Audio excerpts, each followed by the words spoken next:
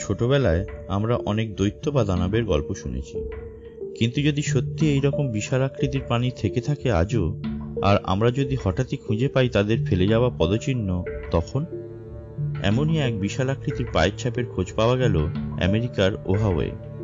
চওড়ায় 7.5 ইঞ্চি আর লম্বায় বৃহৎ আকৃতি পুরুষের পায়ের থেকে সামান্য বড় এই ছাপ দেখা গিয়েছে ওহাওয়ের অ্যাস্টাবুলা কাউন্টির একটি বাড়ির বাগানে। বাড়ির মালিক ওয়েন্ডি জানিয়েছেন, আগস্টে এই পায়ের ছাপ তিনি আবিষ্কার করেন বাড়ির পেছনের দিকের একটি বাগানে। এই পায়ের ছাপ কোন জন্তুর তা অবশ্য তার জানা নেই, তবে এলাকায় এ নিয়ে আতঙ্ক ছড়িয়ে পড়েছে।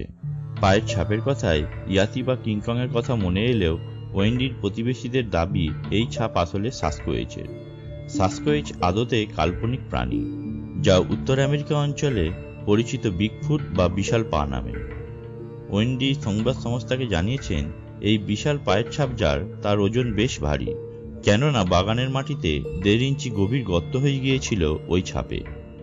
ওয়েন্ডি এও বলেছেন, তার বাগানের মাটি ভিজে বা নরম ছিল না, বরং বেশ শক্ত এবং ঘাসে ঢাকা, কিন্তু সেই মাটিতেও গর্ত হয়ে গিয়েছে।